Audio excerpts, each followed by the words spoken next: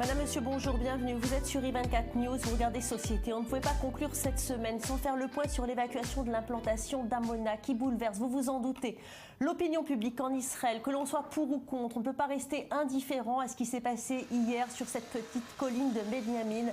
42 familles ont été évacuées par des forces de sécurité qui avaient pris pour l'occasion des gants de velours un 1er février que ces familles ne pourront peut-être jamais oublier. En tout cas, l'évacuation pourrait avoir des conséquences sur le long terme, sur le paysage politique israélien. C'est cette histoire qu'on va vous raconter aujourd'hui. Tout de suite, direction Amona pour retrouver Mathias Sinbar. Mathias Sinbar, bonjour. Alors, la synagogue, qui est le dernier lotissement à être évacué de ces réfractaires. Des images étonnantes, des chants à l'intérieur jusqu'à la dernière minute. Ils sont complètement barricadés. Oui, bonjour Valérie, des images étonnantes, des images catastrophiques parce que nous sommes en train de parler d'un lotissement pas comme les autres, d'un bâtiment public pas comme les autres, c'est une synagogue à l'intérieur de laquelle sont retranchés 250 à 300 jeunes qui sont bien décidés à affronter Manu Militari, les gardes frontières et les unités d'élite de la police israélienne. Cela fait plus d'une heure que les policiers tentent de pénétrer à l'intérieur. Il y a eu une première brèche, les policiers se sont vus accueillir par plusieurs bombes de gaz lacrymogène. Là, à l'intérieur, eh bien, ils essayent toujours autant de rentrer. Il y avait des barrières en tôle, il y avait des frigidaires. Ils ont été accueillis par des pots de peinture, par des extincteurs, par des jets de pierre, des jets de bouteilles remplies de javel et de white spirit. Et je peux vous dire ici que j'ai vu 2 policiers en train de sortir avec l'arcade sourcilière ouverte, d'autres qui sortent complètement en train de vomir parce qu'ils reçoivent de la javel en plein visage. C'est une guerre rapprochée qui sont en train de vivre tous ces policiers, ces gardes frontières. C'est l'épilogue de cette évacuation qui s'était jusque-là bien déroulée, et il le savait, le porte-parole de la police me disait ce matin: nous sommes prêts à vivre des affrontements à l'intérieur. Nous savons qu'il y a des éléments qui n'entendent pas les autorités, qui ne veulent pas discuter avec les rabbins, et les premiers jeunes sont en train d'être arrêtés. Valérie, oui, on les voit en train d'être sortis par le toit. Oui, on les voit justement, manifestants, il y en avait 250 à 300 en train d'être sortis par la force, par les policiers. Alors justement, Mathias, on le voit sur les images, ils sont sur le toit, les policiers, avec justement ces réfractaires qui ont attendu le maximum de temps avant d'être sortis de cette synagogue. Alors ils ont d'abord essayé par la porte principale, puis par la porte de derrière, et c'est finalement par le toit que les policiers sont finalement arrivés à bout, puisqu'ils sortent ces jeunes un à un. On vient d'en voir un sortir.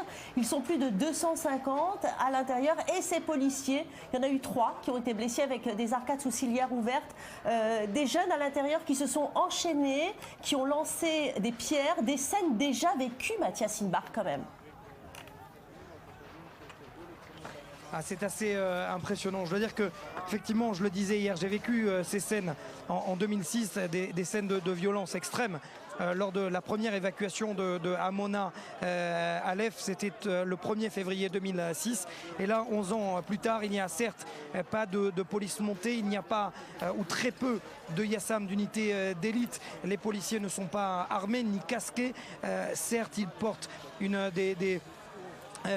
des lunettes en plastique pour éviter d'être atteints par des projectiles, mais je dois dire qu'à l'intérieur on ne s'attendait pas, en tout cas nous les journalistes, on ne prévoyait pas autant de violence à l'intérieur et autant de policiers blessés. En ce qui concerne ces jeunes, ce sont des jeunes des collines qui ne répondent à aucune autorité, qui ne veulent pas entendre parler des responsables et des adultes, et qui n'habitent pas, qui ne sont pas habitants de cette localité d'Amona. Oui, alors justement, comme c'est à l'intérieur d'une synagogue, on aurait pu imaginer que pour calmer les esprits, on aurait pu prévoir un rabbin. Est-ce qu'il y a des rabbins près de cette synagogue ? Des rabbins sont venus ce matin au nombre de 3, le rabbin Franck de la localité et 2 autres rabbins assez importants dans la région de Binyamin qui ont tenté d'engager le dialogue avec ces jeunes encagoulés à l'intérieur, mais ces jeunes ne veulent pas en entendre parler, ils ne veulent pas parler à des adultes, ils sont bien décidés à en découdre quoi qu'il arrive, manu militari avec les forces de sécurité. À un moment, le rabbin Franck de cette localité leur a dit « S'il vous plaît, écoutez-moi, je veux vous parler, laissez-moi rentrer à l'intérieur de ma synagogue, de sa synagogue qu'il a lui-même construit il y a plusieurs dizaines d'années. » Et ils ne veulent pas le laisser rentrer puisque ce ne sont pas des jeunes qui habitent la localité, ce sont ceux que, comme ils sont décrits par la police israélienne, ce sont des jeunes des collines des jeunes extrémistes. Oui, Mathias, nous voyons les images des premiers manifestants qui sont évacués de cette synagogue. Alors, si l'entrée a été violente, est-ce qu'on peut dire que l'évacuation, la sortie de ces jeunes se fait d'une façon assez pacifique parce qu'on ne voit pas qu'ils résistent vraiment à leur évacuation? Et oui, c'est assez aussi impressionnant, vous avez raison Maurice, c'est alors que ces jeunes ont fortement résisté à cette évacuation, eh bien leur arrestation est faite de manière plutôt passive. Il n'y a pas de violence policière, en tout cas de ce que je vois, de ce que je peux voir. Là par exemple, je viens de voir une évacuation avec un manifestant qui semble avoir été blessé, mais pas de violence visiblement superflue de la part des policiers, ce qui aurait pu être le cas effectivement en 2006, ce qui a été le cas puisque je voyais et je vivais en direct en 2006 des scènes de policiers qui matraquaient les manifestants, qui les rouaient de coups avec leur casque. Là ce n'est pas le cas, c'est plutôt la cohue, c'est plutôt des jeunes qui sont retranchés et qui ont tenté par tous les moyens jusqu'au bout de retenir cette évacuation, mais visiblement là on sent bien l'épilogue de cette évacuation qui a commencé il y a plus de 24-48 heures, à savoir une quinzaine de jeunes qui sont en train d'être sortis visiblement d'ici 1 heure. Mathias, est-ce qu'on pourrait terminer selon... Mathias, est-ce qu'on pourrait penser qu'il finalement il y a un accord tacite entre les manifestants et la police, puisque même les policiers, eux, ne sont même pas casqués, on porte des lunettes en plastique pour éviter les gaz et les acides, mais ils ne sont pas casqués, ils ne sont pas armés, et apparemment on voit que maintenant l'évacuation commence à prendre un rythme beaucoup plus important et personne ne résiste vraiment. Il n'y a pas eu d'accord tacite, Maurice, tout simplement parce qu'il n'y avait pas de dialogue à l'intérieur. Impossible de parler avec ces jeunes. Moi-même, j'ai tenté d'engager le dialogue ce matin. Je suis arrivé aux alentours de 6h30, 7h, et j'ai tenté de parler. On m'a tout simplement dit va-t'en de là, nous ne voulons pas parler à des journalistes. Il n'y a pas de dialogue, il n'y a pas eu d'accord tacite entre les jeunes et les policiers, des jeunes qui étaient bien décidés à en découdre et absolument ne pas tout simplement se laisser faire et ne pas sortir de leur plein gré. Et là, c'est assez impressionnant, je dois dire, Maurice. Je ne sais pas si vous voyez un châle de prière qui est en train d'être sorti, des livres de prière également qui ont été éventrés justement par ces jets d'eau, ces bombes lacrymogènes qui ont été jetées contre les policiers. On pouvait s'attendre effectivement à ces scènes comme on les avait vécues en 2005 au Gush Katif dans la bande de Gaza, avec des jeunes qui étaient sur le toit, qui n'étaient pas à l'intérieur de la synagogue et qui résistaient avec des pots de peinture aux policiers. Et là, c'est assez impressionnant, je dois dire, de voir que ces jeunes n'ont même pas respecté à l'intérieur cet édifice de culte. Alors Mathias, nous allons vous garder avec ces images en direct tout au long de l'émission. Mais d'abord, en plateau avec nous, nous avons un couple, Raya et Yves Moshe Ayash. Bonjour, bienvenue. Merci d'avoir accepté notre invitation. Alors vous vivez dans une implantation à Enaf, c'est en Samarie, à 40 km de Tel Aviv et à 1 heure de Jérusalem. Lorsque vous voyez ces images, qu'est-ce que vous ressentez? Yves? Quand je vois ça, ça me déchire. Ça me déchire parce que... Est-ce que vous qui habitez dans une implantation... C'est des juifs qui jettent des autres juifs de chez eux. Vous pouvez vous dire qu'un jour, à vous, ça va pouvoir vous arriver? Non, non. On ne peut pas imaginer que ça va nous arriver à nous. D'abord, ça ne peut pas nous arriver à nous. Amona, c'est vrai que c'est un symbole. C'était une implantation qui était un peu sauvage, disputée. Mais ça n'a rien à voir avec... toute la Yehuda Shomron, ça n'a rien à voir, ça n'a rien à voir. Alors justement, vous, Chaya, vous avez donc rencontré votre mari à Paris. Vous avez décidé ensemble de venir vous installer ici dans une implantation. Vous n'avez pas choisi Tel Aviv ou Jérusalem, mais ce petit lieu, j'ai envie de dire, de campagne, ou bien peut-être la terre de vos ancêtres. Est-ce que vous, qui êtes une femme, vous avez peur au quotidien? Ah non, pas du tout. C'est au contraire, peut-être dans la ville, c'est peut-être plus dangereux que dans les cheveux. Parce que nous, dans la route et tout, ils sont surveillés par l'armée.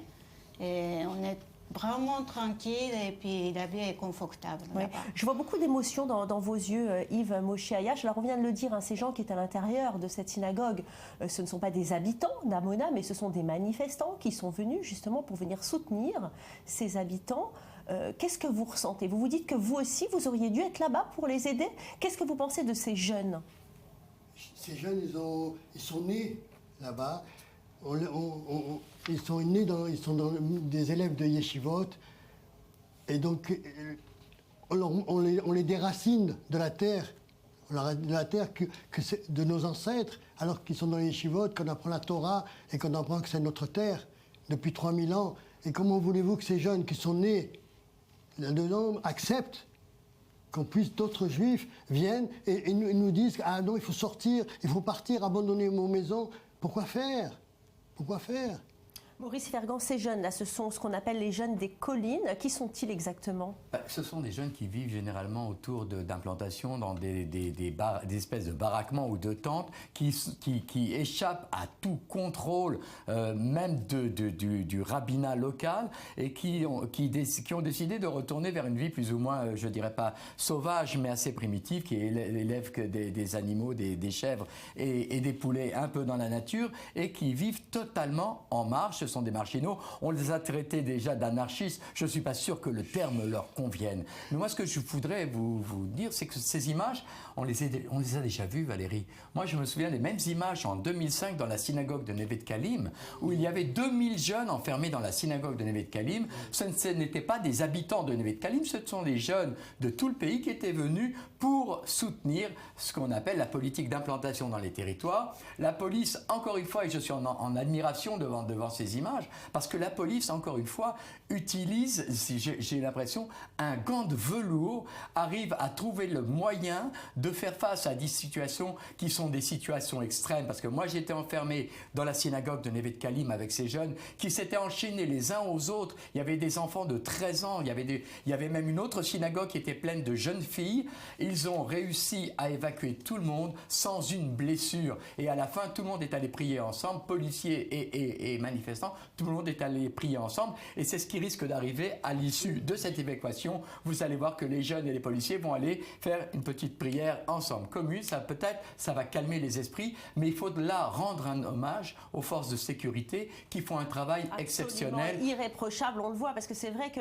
quelque part, ils y vont sans beaucoup se débattre, les uns après les autres, beaucoup d'émotions. Quand on voit ces images, beaucoup d'émotions hier aussi, lors des expulsions des maisons d'Amona, 2 gardes frontières qui n'ont pas pu obéir aux ordres et qui ont assisté à des scènes terribles, d'hystérie. Vous allez voir dans quelques instants la détresse de Samantha. Elle supplie les forces de police de ne pas la sortir de chez elle. Des images qui ont fait le tour des réseaux sociaux et qui ont énormément ému les Israéliens. Regardez. Ils veulent m'expulser. Comment des juifs avec un cœur de juif peuvent me faire une chose pareille? Comment? Expliquez-moi les raisons. Vous faites ça pour avoir une promotion? Pourquoi? Ça n'en vaut pas la peine. Ça ne mérite pas de faire souffrir autant de personnes. Tellement de gens vont souffrir. 40 familles avec 200 enfants.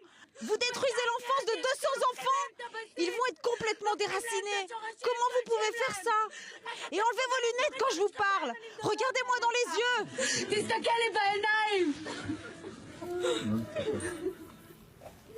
Alors Yves Moshe, on le voit, elle dit « Regardez-moi dans les yeux ». Ça devait être difficile aussi pour les forces de police. On vous voit avec la larme à l'œil. Est-ce que vous comprenez la position de cette jeune femme? Oui, je la comprends et je la partage. Comment on peut imaginer des scènes comme l'on voit? Comment peut-on l'imaginer? C'est incompréhensible.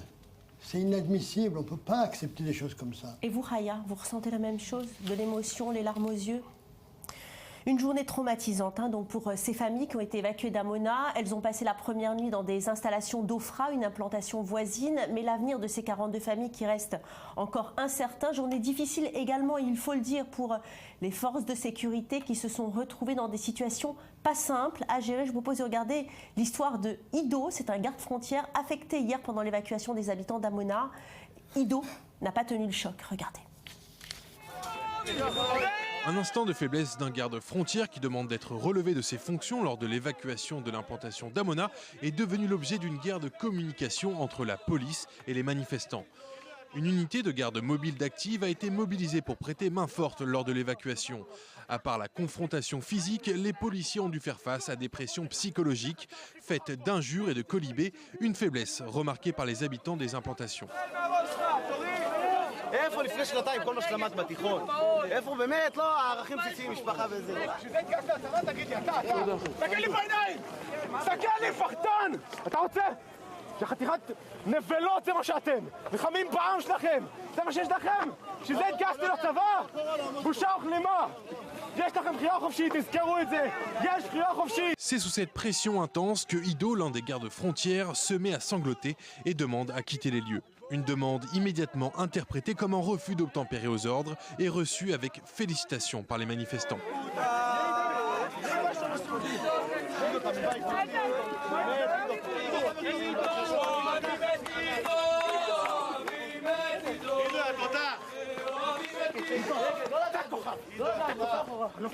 אתה?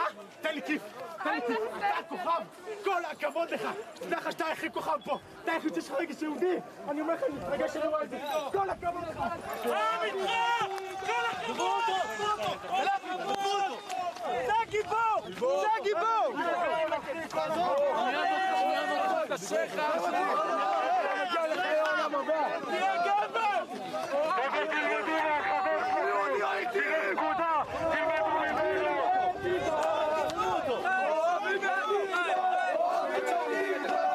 Il a refusé les ordres, c'est un héros, Ido on t'aime, scandent les manifestants. Et l'affaire prend de l'ampleur, les images sont tout de suite postées sur les réseaux sociaux qui honorent le policier qui a refusé d'obéir.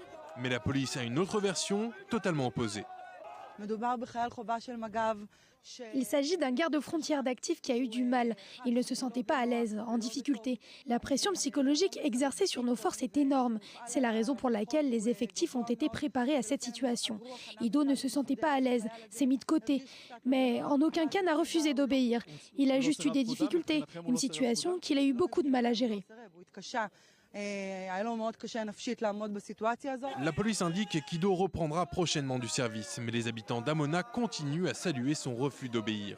Et les deux versions sur le comportement d'Ido montrent toute la difficulté humaine de ces situations d'évacuation. Alors on parle souvent de politique, d'implantation, de territoire, de conflit, mais nous venons de le voir avec Samantha et Ido. Ces événements racontent souvent l'histoire de la société israélienne, des images fortes, des situations complexes. Maurice Yvergand, nous sommes de retour à Amona avec les images de Mathias Inbar et la synagogue qui continue à être évacuée.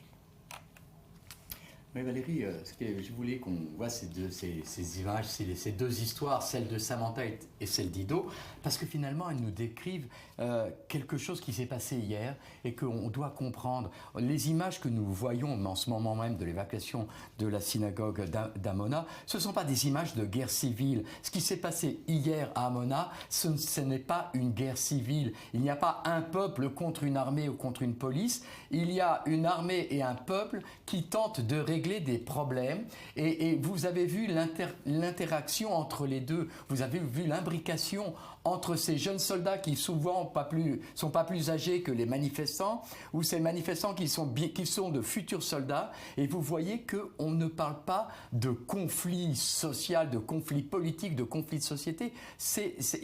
On n'est pas dans le cadre d'une guerre civile. On est dans le cadre d'un problème qui ronge la société israélienne, qui pose des vraie question qu'il faudra un jour résoudre. Mais ce que je voulais surtout qu'on voit, c'est qu'il y a un problème humain. Il y a un problème humain. Il y a un peuple d'Israël qui est en train de tenter de régler quelque chose, de régler un problème avec soi-même et avec ses voisins. Et la manière dont le problème est réglé, pour moi, a une certaine grandeur. C'est peut-être tragique, il y a peut-être de la tragédie, mais il y a de la grandeur parce que ces jeunes qu'on vient de sortir d'une synagogue, qui s'étaient barricadés dans une synagogue, sont tout de suite pris en charge par la police, par les assistants sociaux. On leur donne à boire, on leur donne des soins et on tente de les calmer et de les ramener à la raison. Il y a quelque chose de grand dans ce que nous voyons aujourd'hui sur ces images. Et le peu de députés de droite qui ont fait le déplacement sur place n'ont pas été accueillis les bras ouverts à Hamona. Et pour cause, la coalition de Benyamin Netanyahou s'était engagée à ne pas évacuer cette implantation. Chacun se renvoie la responsabilité des événements. Regardez. Les députés de droite venus à Hamona exprimer leur solidarité aux 42 familles de l'implantation étaient hier des hôtes indésirables. Surtout le parti Le Foyer Juif de Naftali Bennett, bastion électoral traditionnel des résidents des implantations de Cisjordanie. Pourquoi cette hypocrisie pour acheter des voix? Pourquoi venir ici? Honte à vous! Au lieu de faire votre mea culpa, vous êtes encore au gouvernement. Dites à Naftali Bennett de rentrer chez lui. Celui qui ose nous dire droit dans les yeux, vous ne descendrez pas de cette colline, nous vend des slogans et vient se faire prendre en photo tout sourire, ne vaut pas son siège au Parlement.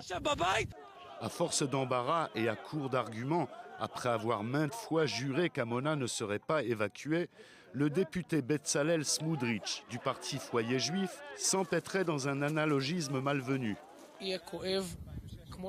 Quand une femme est violée, cela fait mal. Et ce qu'on fait ici est un viol brutal. On jette les gens de leur maison sans qu'ils n'aient rien fait de mal. Une image vaut en effet 1000 mots. Alors que les images de l'évacuation d'Hamona inondaient les médias israéliens, le Premier ministre choisissait sagement de se taire. Et pour faire taire les critiques de l'évacuation, il s'est engagé hier soir à créer une nouvelle implantation en Cisjordanie. La première par un gouvernement israélien depuis 1991. Et ce, en plus de la construction de 6000 logements d'implantation, dont la moitié annoncée quelques heures avant l'évacuation d'Hamona. Un avant-goût de la loi de régularisation des implantations qui devrait passer la semaine prochaine et qui légalisera 4000 logements supplémentaires bâtis sur des terres privées palestiniennes. Comme pour intimer à sa base de soutien, une bataille de perdus, mais pas la guerre. Yves Moshe, qu'avez-vous envie de dire à l'administration de Benyamin Netanyahou? Il n'a pas tenu sa promesse. C'est pas qu'il n'a pas tenu sa promesse, c'est la justice qui a fait qu'elle a précipité l'action et qu'elle a annulé l'accord qui a été fait avec les habitants d'Hamona. C'est ça le problème. Donc c'est la Cour suprême. Donc vous faites une différence entre le problème politique et la justice? Mais évidemment, parce que le problème politique, ils ont pris une décision, ils ont fait un accord avec les habitants, et la Cour suprême est revenue sur cet accord et a précipité l'évacuation. D'où le drame, parce qu'ils auraient attendu un mois, comme ils avaient promis, les habitants ils auraient été évacués, relogés à côté, c'était fini. Le fait de d'être revenu sur cet accord a fait créer ce drame. C'est ça le problème. En tout cas, Jonathan Serrero, cette évacuation d'Hamona a été différemment perçue à travers le monde, avec les responsables palestiniens qui exigent toujours l'arrêt des constructions israéliennes au-delà de la ligne verte. Oui, l'autorité palestinienne a préféré concentrer ses réactions sur la décision israélienne de construire donc 3000 logements supplémentaires en Judée et Samarie, une décision qui inquiète fortement les dirigeants de Ramallah. On va écouter tout de suite le chargé diplomatique de l'autorité palestinienne, Saeb Erekat. Le solde du gouvernement israélien est négatif. Il évacue 40 familles à Hamona et le compense par la construction de 3000 nouveaux logements. Une décision sans fondement et arrogante. Comme je l'ai répété, la seule solution pour nous est d'en référer au tribunal pénal international. Et pour cause, Valérie, le responsable palestinien convaincu du positionnement pro-israélien de l'administration Trump envisage d'en référer désormais et plaider leur cause auprès des tribunaux internationaux. À noter à ce sujet, Valérie, que l'administration américaine, la nouvelle administration américaine, a déjà menacé les dirigeants palestiniens de réduire la manne financière des États-Unis accordée à Ramallah et à la bande de Gaza aussi, une manne financière estimée à 220 millions de dollars. Elle pourrait connaître quelques ajustements. C'est en ces mots que s'est exprimé le tout nouveau secrétaire d'État Rex Tillerson. Autre réaction à ce désengagement israélien d'Amona, celle des médias arabes et en particulier celui d'Al Jazeera qui a couvert l'événement durant toute la journée d'hier, comme chez nous. L'un des journalistes de la chaîne info qatari a déclaré que le désengagement d'Amona mettait fin à des mois de pression exercée par les extrémistes de droite du gouvernement israélien et d'enchaîner aussi sur l'autorisation de construction donc de 3000 logements en Judée-Samarie. Je vous ai gardé bien sûr le meilleur pour la fin, la réaction du responsable de la localité palestinienne de Silwat, située tout proche, à proximité d'Amona, l'une des têtes de pont aussi du mouvement d'opposition à la réinstallation juive à Amona. Une réaction rapportée sur le compte Twitter du journaliste israélien Gal Berger. Je la cite tout de suite: la seule solution pour les habitants d'Amona est de retourner s'installer en Europe, leur lieu d'origine. Une réaction Twitter qui se passe de commentaires. Merci Yves Moshe, merci Raya. Restez avec nous, on se retrouve dans quelques instants pour la suite de l'actualité en Israël.